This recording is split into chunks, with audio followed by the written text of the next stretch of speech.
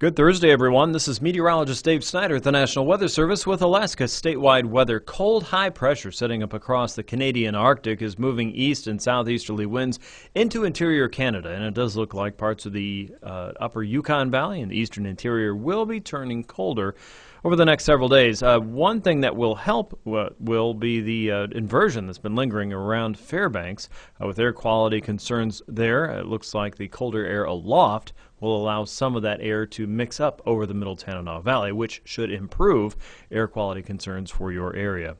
Out across the west coast, a trough of low pressure lies across the open waters and swings just a little bit over the YK Delta. That's stirring up clouds and some areas of light snow. This may gather a little more cold air behind it, and if it does so, it'll turn into a little bit more of a cold front, which may have a slightly better time, easier time, creating some snow up across the interior of the Norton Sound region, as well as Kotzebue Sound and up the northwest coast toward Point Hope and Point Lay. Behind that is high pressure sitting out over the open waters of the Bering at 1,021 millibars. It should produce a little bit of fog around St. Lawrence Island and southward toward the central Aleutian chain. No surprise for Bering Sea weather in the winter. A look further west shows a steady south flow developing, and strongly so, out across Kiska to Shemya. 983 millibar low responsible for that deepening southerly flow that could strengthen even more as we head toward the weekend.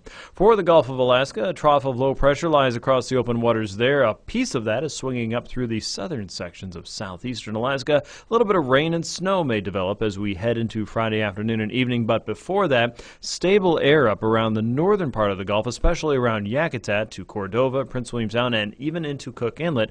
Might be looking at some areas of dense fog, and Yakutat's already under a dense fog advisory tonight and into early tomorrow morning, so keep watch on that and make necessary plans, as that could interrupt your travel. As we get into Saturday, high pressure shifts just a little bit westward across the Alcan border, 1,018 millibar high there. Cold air will come with it, and up north, a trough of low pressure tries to slice right through it. Across the north slope, areas of snow moving across the central and eastern Beaufort Seacoast. Not a lot of wind this time, but maybe a little bit of new, fresh powder for you there. Snow is also expected to move into parts of southeast with low pressure moving through your region, but most of the west coast looking at an offshore flow and cold air with generally clear conditions in most cases as the storm moves in across the western chain. With Alaska's statewide weather, I'm meteorologist Dave Snyder.